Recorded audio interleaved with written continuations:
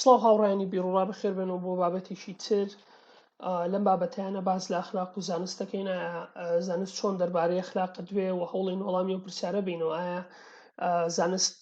ئەکرێ زانست وەڵامی پرسیارە ئەخلاقیەکان باتەوە دیاری بکات چی باشە چی باش نییە، چی ڕاستە چی ڕاست نییە، چی دروستە چی دروست نییە تا دوایی. بەڵام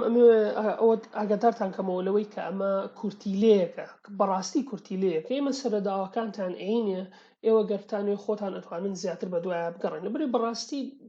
ئەخلاقناسی بابەتێکی زۆر زۆر فراوانە،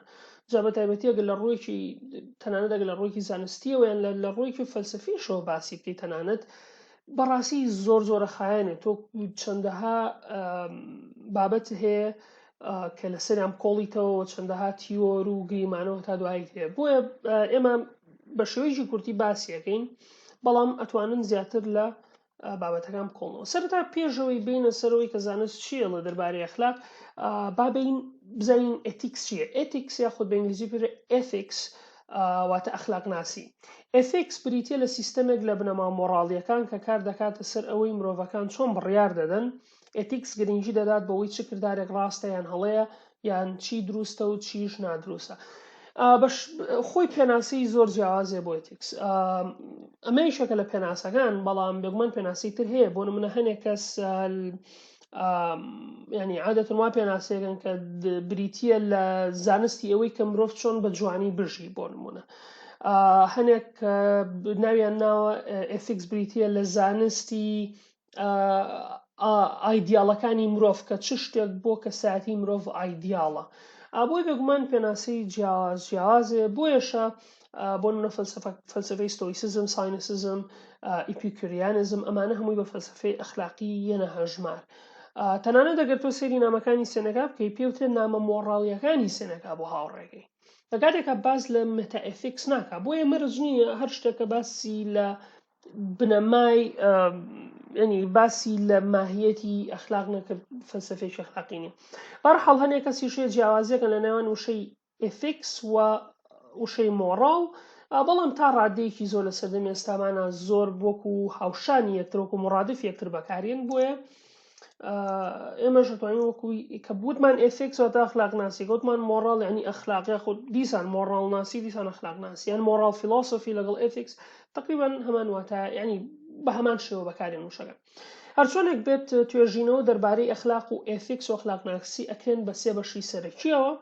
کاوانیش بریتین لە مێتا ئێتیکس و نۆرمەتیڤ ئێتیکس و ئەپلاید ئێتیکس. مێتا ئێتیکس ئەکۆڵێتەوە لەوەی کە واتای باشە و خراپە چییە. ینی ئێستا بۆ نمونە لێرە ئەڵێین دروست نادروست، باش ڕاست، چ شتێک باشە ئەکا بە باش و ڕاستیەکە بە ڕاستی، چ شتێک باشاکە بە باش، یان کارێکی ڕاستەکە بە کارێکی ڕاست، یان چ شتێک شتێکی هەڵە ئەکا بە هەڵە. واتایان چییە؟ بنەمای ئەمانە چین؟ چ شتێک سەرچاوەی ڕاست و هەڵەیە؟ مێتا ئێتیکس لەوە ئەکۆڵێتەوە. بۆیە بابەتی ئەوەی کە ئایا خوا فەرمان بە مۆڕاڵ ینی سەرچاوەی ئەخلاق خوایە، یاخود سەرچاوی ئەخلاق خوانیە بەڵکو ئازارە یان خۆشیە، یان سەرچاوەی ئەخلاق ئەمانێ. ئەمە مێتا ئێتیکس لەمە ئەکۆڵێتەوە. بەڵام اینجا لێرەش زەریایەک لە تیۆریامان هەیە بەڕاستی هی مێتا ئێتیکس. هەرچەنە تیۆریاکان ئەکرێن بە دوو بەشی سەرەکیەوە، ئەکرێن بە cognitive و non-cognitive theories کە ئەکرێن بە دوو بەشەوە، بەڵام ئەو بەشانەش چەندەها لە قیتری لێجیابێتەوە. بۆ بابەتێکی فراوان و بابەتێکی زۆر خۆشە مێتا ئێتیکس. هەرچی دەربارەی نۆرمەتیڤ ئێتیکسە. نۆرمەتیڤ ئێتیکس کۆمەڵێک بنەماتی هاتێ کە لەسەری هەڵس و کەوت بکەیت. سا بۆ نمونە ئوتیلیتێریانیزم،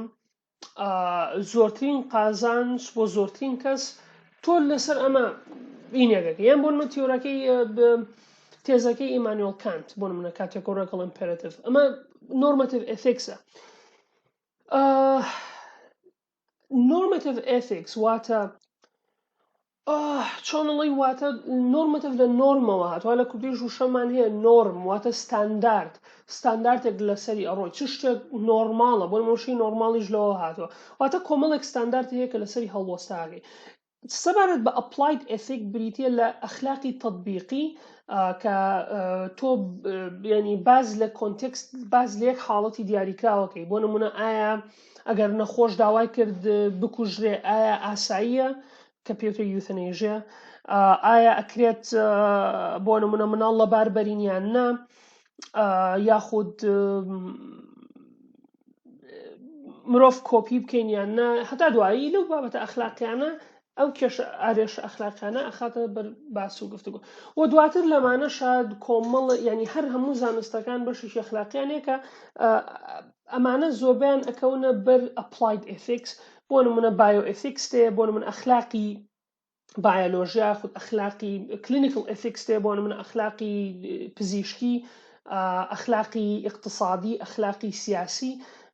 ئەمانە هەمووی سەر بە ئەپلاید ئێثیکس یان IT ئێثیکس هەیە بۆ نمە کارێکی پێوتر ئێثیکل هاکینگ ئێثیکل هاکەرەکانمانەوە هاکەرانی کە هاکەری ئەخلاقین واتە هاکەرن بەڵام ینی لەلایەن حکوومەت و ڕێگە پێدراون کە بۆ کۆمپانیەکان کارەکەن تاوەکو سکیوریتی کۆمپانیەکان پارێز ئەیتر ئەم جۆرانە لە ئەخلاقی تەطبیقی ئینە بێتەوە ئەمە سەرەتایە کە دەربارەی ئەخلاق بە شێوەیەکی گشتی ئێستا بابینە سەر زانست سەرەتا بابزانین سەرچاوەکانی مۆڕاڵ چییە مەرج نییە ڕێک بین باسمێت لە مێتا ئەفیکس کەین بەڵام بە شێوەیەکی گشتی بزانین مرۆڤەکان پەیوەندیان لەگەڵ ئەخلاقا چۆنچۆنیە زۆر تاقیکردنەوە هەیە ئەیسەنوێنن کە تەنانەت مناڵی زۆر بچووک کە مناڵی زۆر بچووک هەستی ئەخلاقیان هەیە هەر لە مناڵی وەسی ئەخلاقیان هەیە کەواتە ئەخلاق ئەبێت شتێکی ناوەکی بێت کەواتە لە خود ینی بابەتێکی سایکۆلۆژیە بۆ بابەتێکی سایکۆلۆژیەکەش لەسەر بابەتێکی بایۆلۆژی بنیادنراوە کەواتە بە کورتیەکەی ئەخلاق شتێکە لە هەموومانە هەیە تر تۆ ئێمە پێڵین وجدان بۆ نمونە تا دوایی هەرناوی هەرچیشی لێنی ئەخلاق شتێکی ناوەکیان لە مرۆڤ هەیە مرۆڤ و هەستەی هەیە کە بزانێ چی ئەخلاقی و چی ئەخلاقی نییە تەنانەت زۆر سایکۆلۆژیستی سەردەمی نوێشمانی لەوانە پۆڵ بلوم بۆ نمونە کە لە زانکۆ ییل پرۆفیسۆری سایکۆلۆژیە کە تەنانەت لە یوتیوبی شاگەڕ بگەڕێن وازم 20 تا 22 ڤیدیۆی هەیە کۆرسێکی سایکۆلۆژی لەوێش باز لە ئەخلاقەکە و ئەو خۆی تەنانەت سەرپەرشتی دوو تاقیکردنەوەشی کرد چەند تاقیکردنەوەیکی کردو دەربارەی ئەخلاق لە مناڵانە کە زۆر بە ئاسانی ئەتوانین بیسەلمێنین کە مناڵان بە تەمەنێکی زۆر بچووکیش هەستی ئەخلاقیان هەیە ینی تەنانەت ئەگەر فێریش نەکرێن هێشتا فێر نەکراون زۆر شت بەڵام هەستێکی ئەخلاقی ناوەکیان هەیە لێرەینە سەر تیۆرێکمانێ بەنای تیۆری گەشەکردنی مۆڕاڵ یاخود بە ئینگلیزی پێوترە مۆڕال دێڤەلۆپمنت تیۆری کە هی سایکۆلۆژیستێکی بەناوبانگە بەناوی لۆرنس کۆڵبەرگ لۆرنس کۆڵبەرگ مۆڕاڵەتی ئەکات بە سێ قۆناغی سەرەکیەوە پری مۆڕال کۆنڤێنشنەڵ و پۆست کۆنڤێنشنەڵ و هەر یەکێک لەم قۆناغانەکە بە دوو قۆناغی تر یان دوو ئاستی تر کاتە مرۆڤ چۆنیەتی مۆڕال ئێمە بە ئینگلیزی پێوترە مۆڕال ریزنینگ واتە هۆکارهێنانەوە بۆ بابەتێکی ئەخلاقی هزراندنی بابەتێکی ئەخلاقی چۆن بەهانە ئێنیتەوە بۆ کارێکی ئەخلاقی یاخود نائەخلاقیە تا دوایی ئەمە پێوترە مۆڕال ریزنینگ جا ئەم لای وایە لۆرنس کۆڵبەرگ کە مرۆڤ لە منداڵیەوە تا ئەگاتە تەمەنی ئەدەڵت کەسێکی پێگەیشتوو بە چەند قۆناغێکە ئەڕوە هەرچەنە لۆرنس کۆڵبەرگ لای وایە کە هەموو مرۆڤەکان ناگەنە قۆناغی پۆست کۆنڤێنشنەڵ واتە ناگەن بە سۆشەل کۆنتراکت و یونیڤەرسەل پرینسیپڵز مرج نییە هەموو کەسێک بگاتە ئەم پۆست کۆنڤێنشنەڵە بەڵام بە دڵنیایی و هەموو کەسێک تا ئاستی چوارەم ڕوات و بۆشیە تا ئاستی شەشەم بڕوا لەبەر مرۆڤ کە سایکۆلۆژیەکەی گەشە ئەکات هەتا دوای باشە لۆرنس کۆڵبەرگ چۆن گەشتە ئەم شەش ئاستە لۆرنس کۆڵبەرگ مناڵی ئێناوە بەپێی تەمەنەکان ینی دابەشیەکردن و دواتر مرۆڤی پێگەشتووە تا دوایی پرسیاری دایلێمای مۆڕاڵی لێکردن اینجا دایلێمایەکەیە بە ناوی هاینز دایلێما ئەڵێ ئافرەتێک جۆرێک نەخۆشیشی کوشندەی شێرپەنجەی هەیە و دەرمانێکی ژەیەکەم ئافرەتە ئەکرێ ڕزگاری بێت بەڵام دەرمانەکە بە $4,000 یاخود پارەیەکی خەیاڵیە و ئافرەتە هینەکەش مردی ئافرەتە نەخۆشەکەش کەسێک ئەناسێ کە ئەو دەرمانەی دروست کردووە، یعنی چارەسەری ئەو نەخۆشی دۆزیوەتەوە، بەڵام ئەو کەسە بە پارەیەکی زۆر فرۆشیتر بە 4,000 دلار تا دوایی دەقاتی پارەکەی خۆی، یعنی دەقاتی ئەو پارەی کە دەرمانەکەی پێ دروست کردو بۆ نەیفرۆشە. هەرچۆنە پیاوەکە داوا لەو کەساکە کە دەرمانەکەی دروست کردو کە ژیانی خێزانەکەی لە مەترسیە ڕزگاری بکات، پیاوەکە ڕازی نابێت دەرمانەکە بفرۆشە بە پارەیەکی کەم، تەنانەت مێردی ئافرەتەکە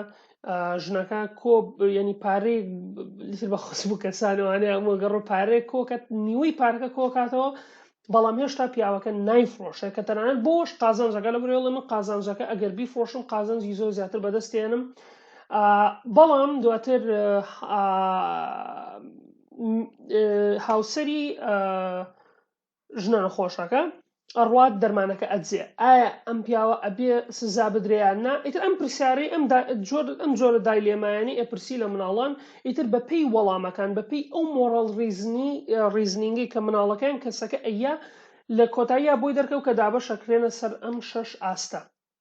کەواتە ئەخلاق بە درێژایی ژیانمان لە منداڵیە و هەمانەوە گەشە ئەکات سایکۆلۆژیان. بۆ نمونە لە ئۆبیدینس ستیجی یەکەم قۆناغیەکەم پێوترێک جۆڕایەڵی و سزادان، لێرەیە مناڵی زۆر بچووک بیر لەوە ئەکاتەوە کە خۆی لە سزا لابات، یعنی سزا نەدرێت، بۆیە جۆڕایەڵە بێ بۆیە سزا نەدرێت. مەرحەلەیەکی تر کە مەرحەلەی سێلف ئینترست، ئەو مەرحەلەی کە تۆ لەم مەرحەلەیە کە مەرحەلەی پێش قوتابخانەیە تقریبا 6 ساڵی و 7 ساڵیانە، مناڵ ئەو شتانەی ئەوێ کە خۆی سوودی لێبینێ، یعنی چ شتێک سوودی زیاتر بۆ من هەیە، بۆ من وەکو خۆت. بۆیە لەم قۆناغەیە مناڵ بۆی دەرەکەوێت کە تەنها یەک دیدگا ڕوانی نییە بۆ بابەتە ئەخلاقیەکان، بەڵکو چەند دیدگایەکی هەر کەسە لە سوودی خۆی سەیرەکە. قۆناغی سێم پێوترێت قۆناغی conformity and interpersonal accord کە good boy و good girlیشی پێوترێ. conformity واتە هاوڕێڕەو بوون، واتە هاوڕێڕەو خۆخزانە ناو کۆمەلگاوە. لێرە لەم قۆناغەیە مناڵ یان ئەو کەسە ئەیەوێت هین بهێڵێتەوە، یعنی ڕێککەوتنێک بێڵێتەوە لە ینی کەسانی دەوروبەر و ئەوانەی دڵخۆشکە و عیلاقەیەکی باش پەیوەندیەکی باش بێڵێتەوە لە نێوان هاوڕەکانی و لە نێوان هەموو کەسێکە. هەرچی قۆناغی چوارەمە کە پێوترێت authority and social order واتە ئۆتۆریتە، دەسەڵات و یاسایی کۆمەڵایەتی. لێرەیە ئەو کەسەکە زیاتر ئاگادار ئەبێت بە یاساکانی یاسا فراوانەکانی کۆمەلگا. ئەم ستیجە پێشی ئەوترێت law and order stage، ینی ستیجی یاخود قۆناغی یاسا و ڕێخستن. لێرە بۆی دەرەکەوێت کە ینی کۆمەڵێک یاسا هەیە کە ئەبێ دوایان کەوی و یاساکان نەشکێنی و تەنانەت ڕێککەوتن، یعنی کە هاوڕێڕەوبوونی تۆ لە نێوان هاوڕەکان و خزمگەزەکانە فراوانترە بێ بۆ ئەوەی لەگەڵ هەموو کۆمەلگایە هاوڕێڕەوی. قۆناغی سێم، قۆناغە گەورەکەی سێم یاخود ئاستی پێنجەم و شەشەم کە کەم کەس پێگە نەکەم کەس، ینی مەرج نییە و کەسێک پێی بگە، هەر زەکارەکان ئەگەن بە قۆناغی پێنجەم کە پێوترێت social contract واتە عەقدێکی ئیجتیماعی، عەقدی کۆمەلگا پەیمانێک ئەبەستن لە نێوان خۆیانە. بەڵام لێرە کەسەکە بۆی دەرەکەوێت کە ئەو شتێک کە مۆڕاڵیانە ڕاستە مەرج نییە یاساییانە ڕاست بێ، یعنی زۆر جار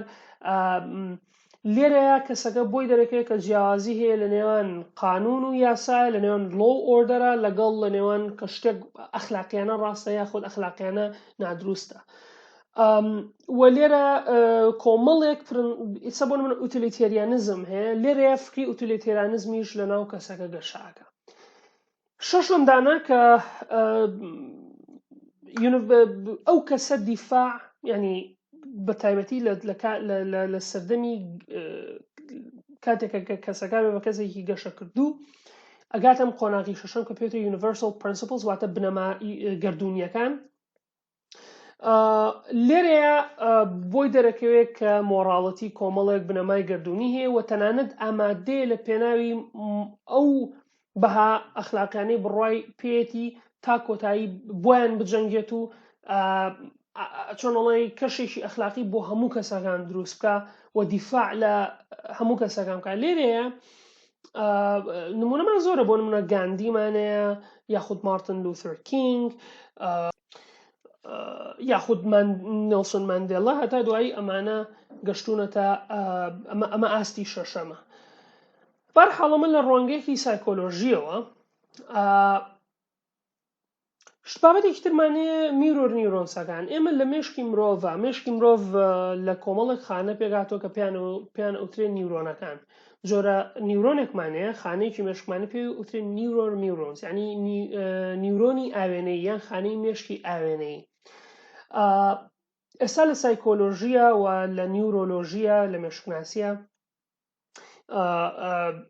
سیفەتی هەبوونی ئەخلاق و ناوەکیبوونی ئەخلاقی مرۆڤ ئەگەڕێنەوە بۆ میرۆر نیورۆنەکان. بۆچی ئەیگەڕێنەوە بۆ میرۆر نیورۆنەکان؟ کاتێک کە تۆ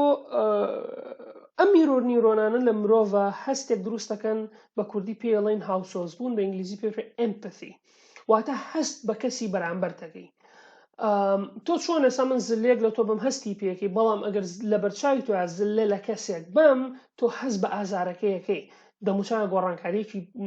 پیاەت، یان کاتێک کە ڤیدیۆ کەسێکە بینی بەرە بێتەوە شوێنێکی ئازاری پێگە، هەمان ئازار بە تۆگە هەستی پێکەیت و تۆزێک دەموچاو تێگەچێ. ئەمە بریتە لە میرۆر نیورۆنسەکان. ئەمانە ئەبنە هۆکاری ئەم دروستکردنی هەستکردنە بە کەسانی تر. و لێرە سایکۆلۆژیستەکان و نیورۆلۆژیستەکان لایەن وایە کە ئەم میرۆر نیورۆنانە بنەمای ئەخلاق و بنەمایشی بایۆلۆژی ئەخلاقە لە مرۆڤە، لەبەرەوەی تۆ لە هەستی ئەمپەثیەوە، یعنی هەستی هاوسۆزبوون، هەستکردن بە کەسێکی تر. بۆ نمونە خراپە ئەگەر من تۆ بکوژم، کاتە بێ بۆ منیش خراپێت، لەم هەستە ئەمپەثیەوە ئیتر ئەخلاق دروست دەبێتە و وردە ئەکەوێتە ناو کۆمەڵگا و کلتور و هەتا دوایی، و بەڵام هەمووی بنەماکەی سەرچاوە ئەگرێت لە ئەمپەثی مرۆڤ.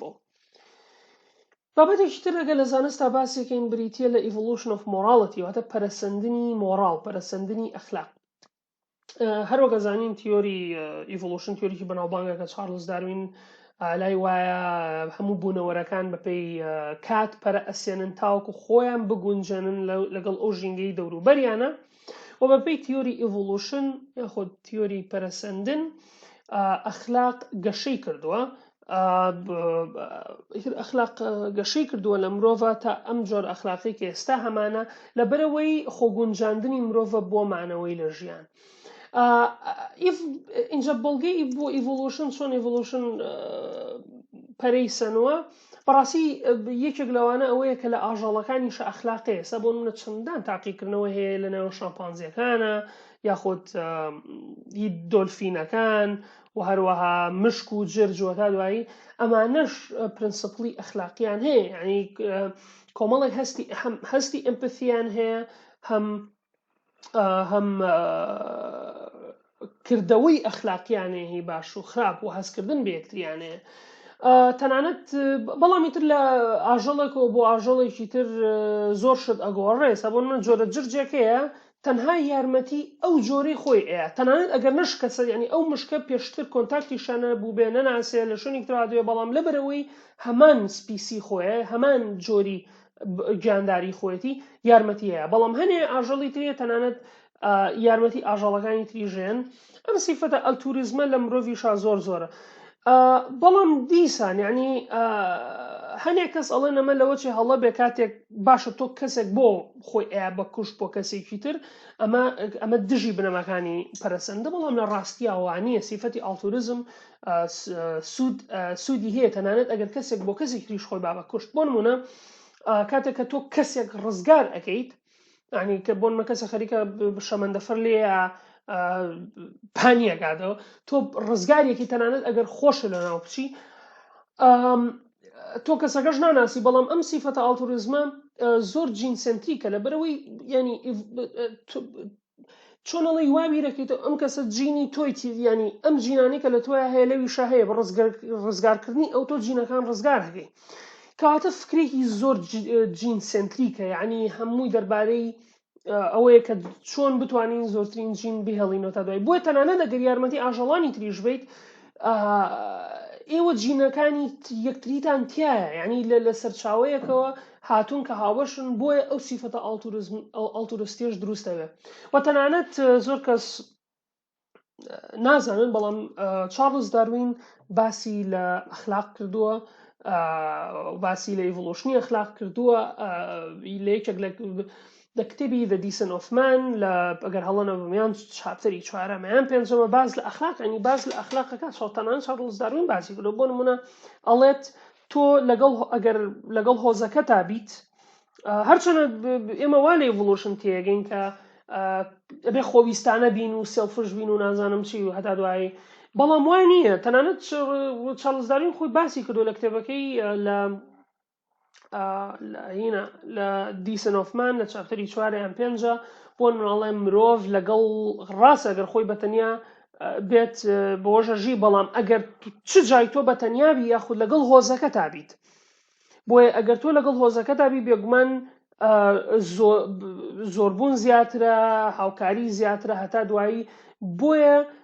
ئیتر لەمەشەوە لەم هۆزیەوە ئەخلاقیش بێگومان ئەبێ شتێک پەرەپسێنێ کە ئەم ڕێخستنی ئەمانە بهێڵێتەوە بێگومان بۆیە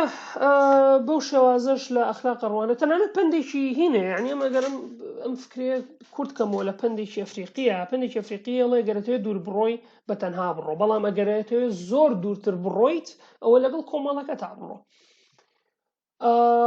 بۆیە ئیڤۆلوشن دژیەوە نییە کە سیفەتی ئالتوریزم بوونیە بێت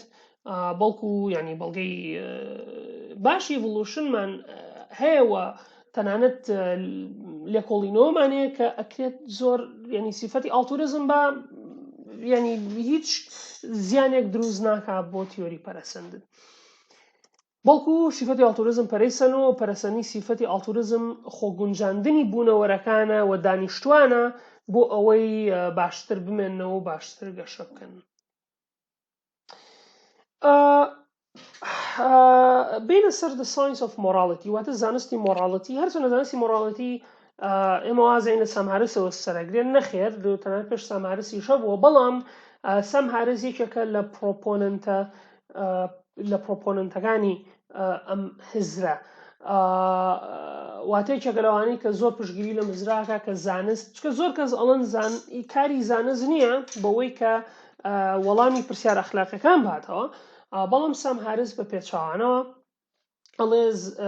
زانست ئەتوانێت وەڵامی پرسیارە ئەخلاقیەکان باتەوە کتێبێکیە بە ناوی The Moral Landscape اینجا لە کتێبەکەیا بە درێژی باس لەوانە ئەکات بەڕاستی زۆر ناچینە سەر ئەوە کاتێکی زۆریش مانخایەن تا باسی ئەو وردی لە شتانی پێشومان کرد بەڵام بە کورتیەکەی سەمهارس ئەڵێ چی ئەڵێ The science of morality is about maximizing psychological and social health زانستی ئەخلاق مۆراڵەتی دەربارەی زیادکردنی یاخود بەرزکردنەوەی تەندروستی سایکۆلۆژی و کۆمەڵایەتیە It is really no more inflammatory than that واتە لەمە زیاتر نییە کەواتە بە شێوەیەکی گشتی زانستی ئەخلاق یاخود ئەخلاق لە زانستە بریتیە لە بەرزکردنەوەی ڕێژە یاخود زیادکردنی ماکزەمایزکردنی تەندروستی سایکۆلۆژی سۆشیاڵی ئەمان هێنێ بۆ فکرێکی تر کە هەم سەمهارسێتی کە ئەم لای وایە مۆراڵەتی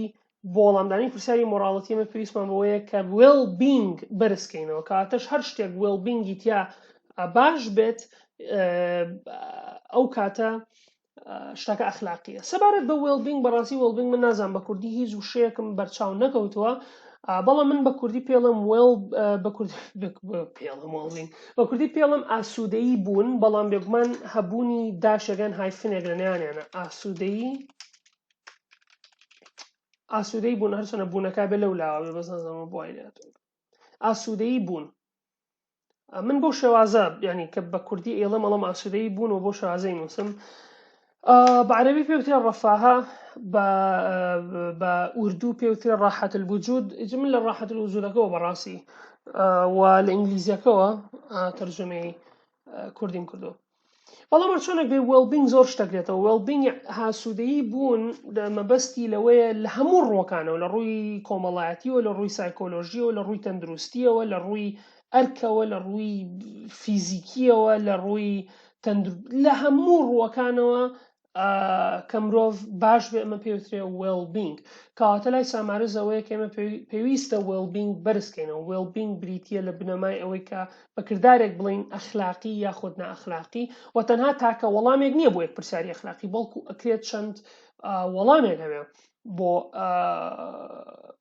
بۆ پرسیارێکی ئەخلاقی ئەمە بە کورتی فکرێکی سامارسە بەڵام کتێبێکیە بە ناوی The Moral Landscape کە باس لەم فکرانەی ئەەکە کاتە بە شێوەیەک لە زانستەوا بۆمان دەرەکەوێت کە ئەخلاق بریتە لە کردەوەی بایۆلۆژی بریتە لە خاصیتێکی بایۆلۆژی مرۆڤ بێگومان 100% بایۆلۆژی نییە بنەماکەی بایۆلۆژیە واتە مێتا ئێفیکەکەی مێتا ئێفیکسەکەی بایۆلۆژیە باشە ئێمە ئەزانین کە لە مناڵە هەیە لە هەموو کەسە لە هەموو مرۆڤێکە هەیە شتێکی ناوەشیەکە لە هەموو مرۆڤێکە هەیە بەڵام دواتر ئەم پرینسپڵانە چۆنە ئەمە بێگومان نۆرمەتیڤ ئێتیکس و ئەپلاید ئێتیکس کللتور کۆنتێکستی جیاواز ئەمانە بێگومان کار ئەکەنە سەری لەبەر ئەگەر مرۆڤ نەبێ بێگومان ئەخلاقیش بوونی نابێ ینی ئێمە سێ دەستاژەشمانەیە مۆڕاڵ ئەمۆڕاڵ و ئیمۆڕاڵ مۆڕاڵ یعنی شتێک ئەخلاقیە ئیمۆڕاڵ واتە شتێک بێ ئەخلاقیە خۆ شتێکی بەد ئەخلاقیە و دواتر ئەمۆڕاڵمانەیە کە بەڕاستی نازانم چۆن بە کوردی وەری ژەڕم واتاکەی تێگەچێت چکە ئەمۆڕاڵ دەتوانین پێ بڵێین نائەخلاقیەت بەڵام نائەخلاق شتێک نائەخلاقە نەنائەخلاقیە سە بۆ بەردێک ئەگەر تۆ بەردێک بینی کە بێجانە کە هیچ چالایشیشی بایۆلۆژی نییە نەئەخلاقی تیایە نەتیانی ینی ئەو کەسە واتە ئەیە بە ئەخلاقیەت و ناخلاقیەتی بەردەکە مۆڕاڵ ئەیجنتێک بۆ من کە مۆڕاڵ ئەیجنتم ڕۆم بەکاری بێنم بێن ئەو بەردە بێم خانوویشی بێ دروستکەمێن ئەو بەردە بێنم سەری کەسێکی بێ بشێت کەواتە خودی بەردەکە خراپ نییە بەڵام ئەو کەسێکە کارەکەی پێکا کەواتە بەو شێوازە گردون بریتە لە گردونێکی ئەمۆڕاڵ نە ئەخلاقیە نە نائەخلاقیە